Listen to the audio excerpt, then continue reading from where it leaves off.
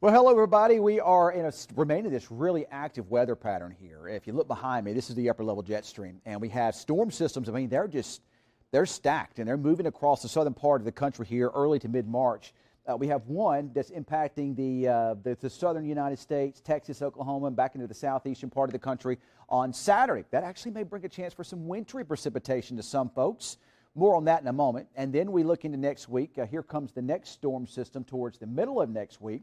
And then as we head towards the end of next week and the following weekend, here comes a bigger storm system.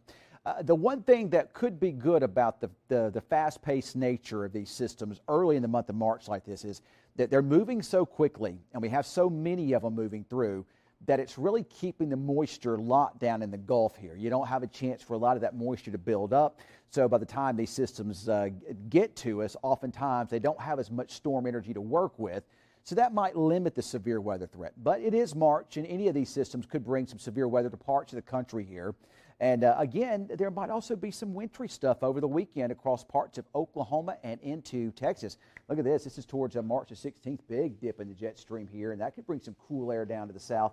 Maybe for parts of spring break week for some locations here. The current weather pattern, again, might bring a little precipitation to parts of Texas and Oklahoma on Saturday, but the progressive nature of everything, again, we don't have a lot of time to see a lot of moisture build up, so most of the rain and storms with these systems will be east, kind of focused across maybe East Texas, over into Arklatex, and then over into the southeastern parts of the country. Too early to kind of get into whether or not they'll produce a lot of severe weather, but we do know the signals might be there if everything comes together, right?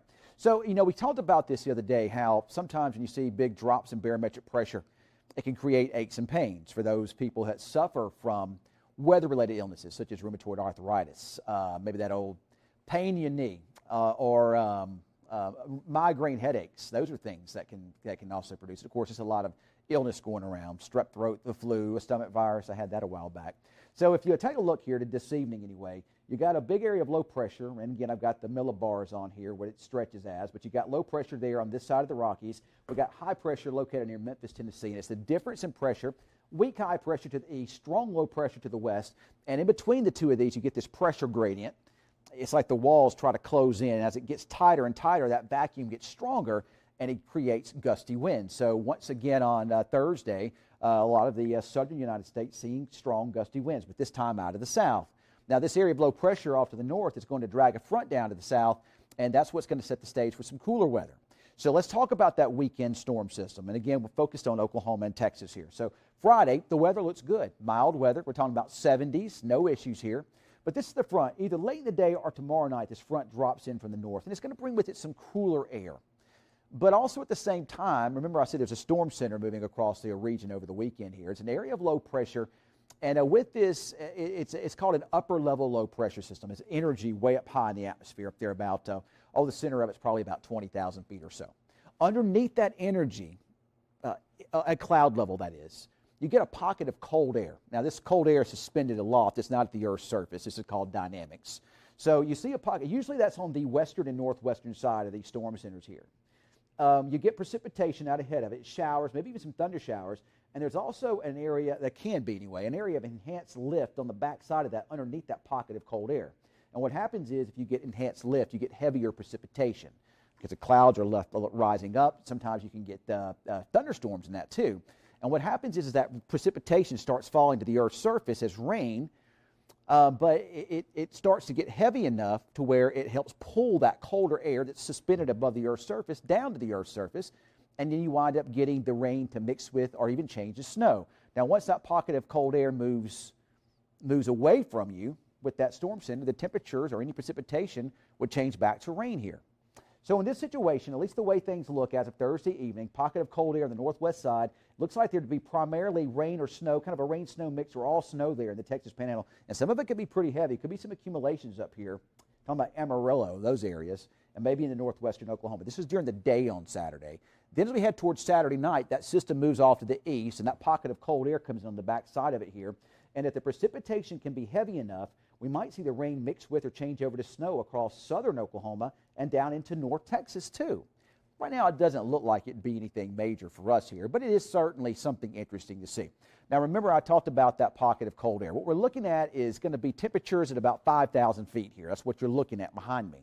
That's better known as 850 millibars in the world of weather, or 5,000 feet above the Earth's surface. So this is that pocket of cold air on the backside of that storm system. Look at that on Saturday, how it dips all the way down through the Texas Panhandle. Here we are at 4 o'clock, and you're beginning to see those colder temperatures drop into Oklahoma and down into northwest Texas. Then we get into Saturday night and early Sunday. That really kind of digs in and dives in on the backside of that.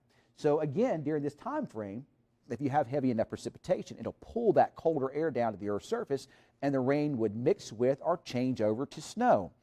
They talk about this. There's an old saying in the world of weather: upper level lows, weatherman's woes, because they can be pretty difficult to forecast, and they can also bring with it a lot of tricks.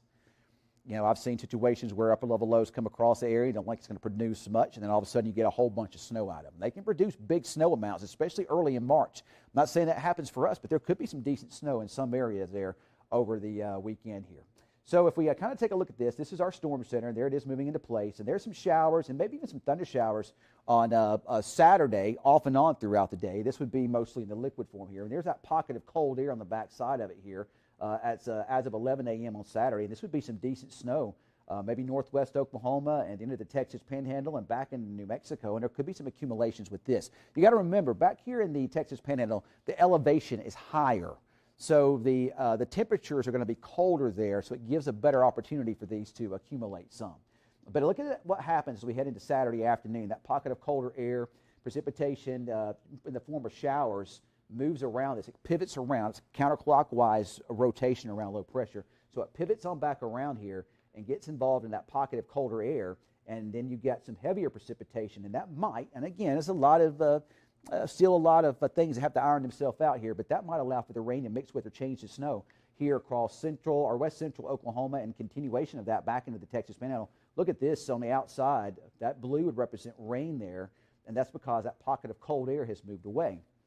As we head into Saturday evening, Saturday night, look at that snow continues, and if this is off the what's called 3K NAM, higher resolution version of the North American model here, and a lot of times, sometimes it can be off, but sometimes it can be good as well. But anyway, it's showing that heavier pocket of snow there from Oklahoma City, maybe trying to have a little bit of a mix down into parts of southwest Oklahoma. And then again, if everything comes together, late Saturday night, early Sunday morning with that pocket of cold air down into North Texas, you might see a bit of a mixture of rain and snow there. But again, with this type of a situation, the temperatures, again, or at the Earth's surface aren't going to be that cold. You got to get heavy enough precipitation to drag that cold air down to the Earth's surface. And then oftentimes it'll only go down to like 31, 32, and then sometimes it'll even go up if the precipitation stops falling as heavily, if it just gets lighter or whatnot. A lot of times the temperature will even go back up here. So again, rain-snow mix perhaps Saturday night in some parts of the southern plains states here.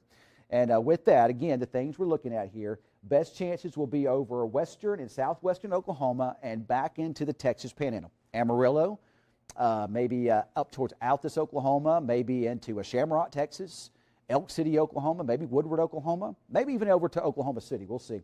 And then, but again, temperatures are marginal. Remember, this is not a situation where you have a lot of Arctic air coming on the backside of it here. This is the storm system itself producing the cold air. And the precipitation has to be heavy enough to bring it down to the Earth's surface. It's called dynamical cooling. So that makes it also a bit of a trick here. So as of right now, again, no big issues expected across southern Oklahoma or North Texas. We'll see what happens in the Dallas area. I don't think that the air is going to get quite cold enough there, but it's a possibility that it could. And there's also a chance that the heaviest precipitation could stay focused north of the Red River up into Oklahoma. Still some things that could change. I'll update this again tomorrow here. But again, no big issues expected down our way. In fact, on Sunday, we should see this system move on off to the east, and at least across Texas, Oklahoma, temperatures will get into the 60s, and we're back into the 70s next week. And then we'll watch the next couple systems getting ready to push across the southern part of the country. With this current weather pattern, expect lots of ups and downs with the weather. Lots of rises, lots of falls in the barometric pressure. Not good for those that suffer from weather-related illnesses. A lot of strong winds, sometimes out of the south, sometimes out of the west, sometimes out of the north. And ups and downs in temperatures, and that also could lead maybe to some rain chances at times But again, the best rain chances might be just kind of off to the east of us. Of course, I'll be keeping an eye on that in the days to come. And I'll also keep an eye on this little small winter weather event that may try to impact parts of the region on Saturday night. In the meantime, everybody, have a great night and a great Friday.